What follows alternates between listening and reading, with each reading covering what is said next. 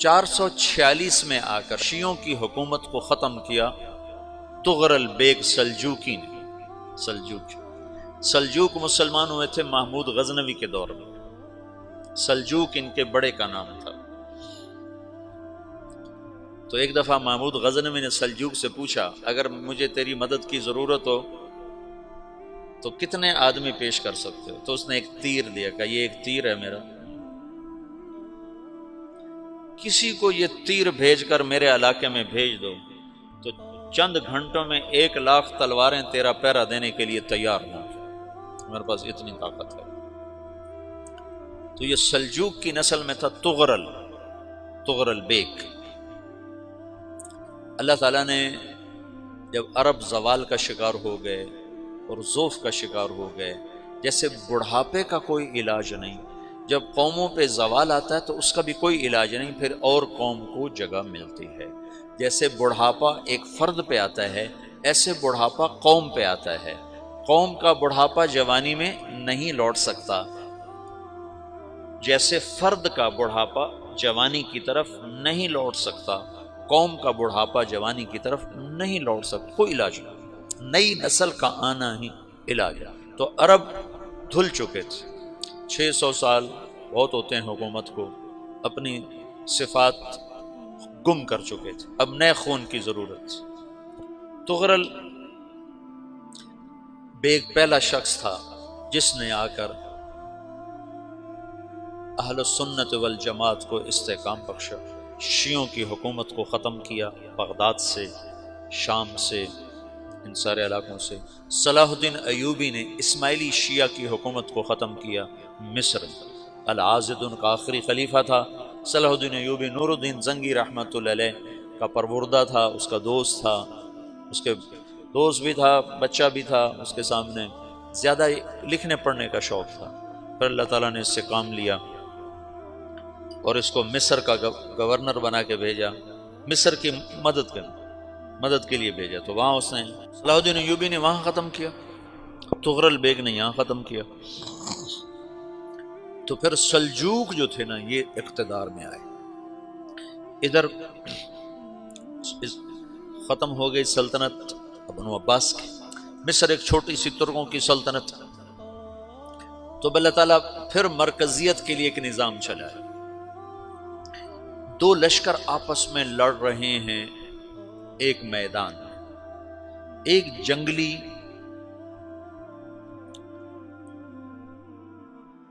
بدوؤں کا قافلہ، جنگل کے لوگ اپنے قبیلے کو لے کر، ایک جنگلی قبیلہ اپنے سردار کے ساتھ نقل مکانی کر رہا ہے ایک جگہ سے دوسری جگہ۔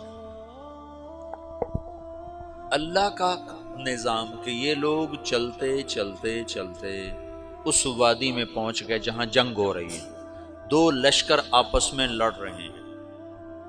جب یہ وہاں پہنچتے ہیں تو ایک لشکر کے قدم اکھڑ رہے ہیں اور دوسرا غالب آ رہا ہے۔ ان کو نہیں پتا شکست کھانے والے کون ہیں اور فتح پانے والے کون ہیں، ان کو نہیں پتا۔ اس جنگلی قبیلے کے سردار کا نام بھی تغرل ہے، تغرل۔ تو یہ سردار کہتا ہے جو شکست کھا رہے ہیں ان کی مدد کرو، کچھ پتہ نہیں کون ہے، کہتا جو شکست کھا رہے ہیں ان کی مدد کرو۔ تو 400 وحشی جنگلیوں نے فاتح لشکر کے پیچھے حملہ کر دیا۔ وہ تو ایک کافی ہوتا تھا، 400 دوڑ جب تلواریں پڑیں تو چند لمحوں میں نقشہ بدل گیا، بھاگنے والے جم گئے اور جمنے والے بھاگ پڑے۔ جب جنگ ختم ہوئی تو شکست خوردہ لشکر کے بادشاہ نے ان کو بلایا، اسے پوچھتا ہے مجھے جانتے ہو میں کون ہوں؟ کہا نہیں۔ کہا تو تم نے میری مدد کیوں کی؟ کہا انسانی ہمدردی کی وجہ سے، تمہیں شکست ہو رہی تھی اس لیے تمہاری مدد کی۔ پھر اس نے اپنا تعارف کرایا، میں ہوں سلیمان سلجوکی، ترکی کا بادشاہ۔ مسلمانوں کا لشکر تھا اور تاتاریوں سے شکست کھا رہا تھا، تاتاری فتح پا رہے تھے، مسلمان شکست کھا رہے تھے۔